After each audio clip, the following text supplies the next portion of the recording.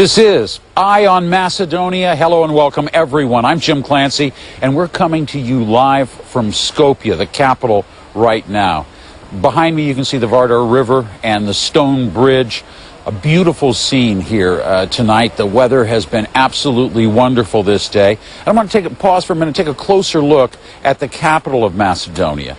The city is home to about 700,000 people and is the country's major political, economic, and cultural center.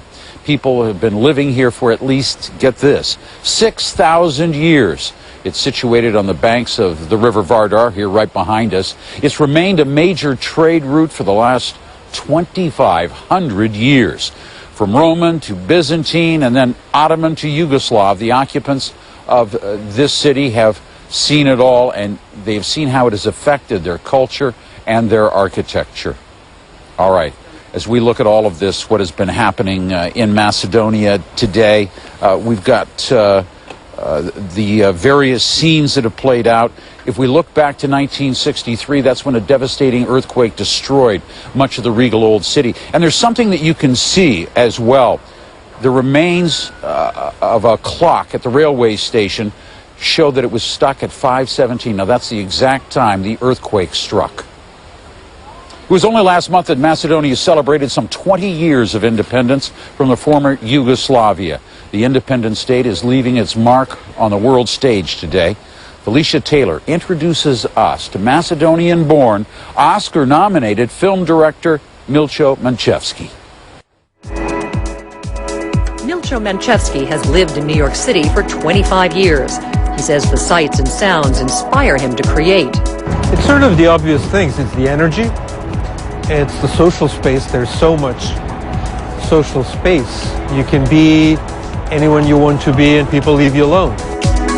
His list of works is vast, ranging from award-winning feature films, rap videos, TV shows, and even commercials about his homeland of Macedonia. Manchevski is just about to go on tour for his latest feature film, Mothers. Кажете на наставничката дека ќе рај болеше стомакот и мора да носам дома, okay? The reason the film is called Mothers is because the film tries to ask questions about the nature of truth. And mothers are those who teach us first to tell truth and to tell lies. His first film, released in 1994, was what catapulted his career. Before the Rain was nominated for an Academy Award and won the Golden Lion for Best Film in Venice. Like, it was all of a sudden, you know, I mean, there I am, people sending my scripts back in the mail, unopened, unread. And a few months later, I'm, you know, in meetings with studio heads and you know, Nicole Kidman and Warren Beatty.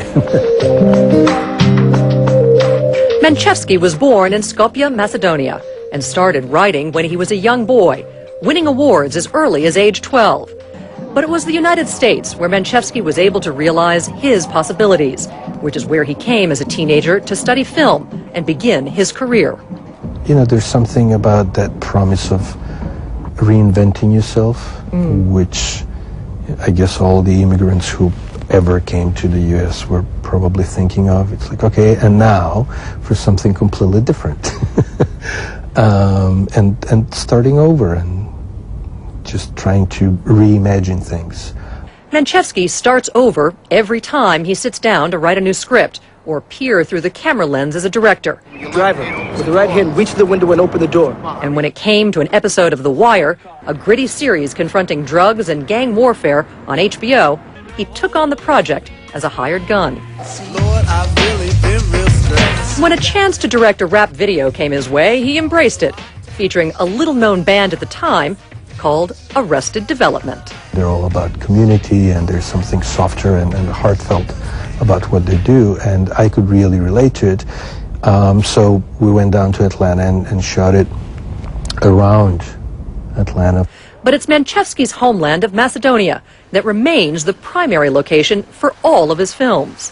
I love seeing and hearing familiar things, and I think all of us do. There's something comforting about recognizing a building or a corner, about hearing a language that you haven't spoken in months, about running into someone you haven't seen since high school. So there's something beautiful about it, something very comforting and very human about it.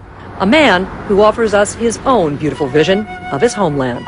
Felicia Taylor, CNN, New York.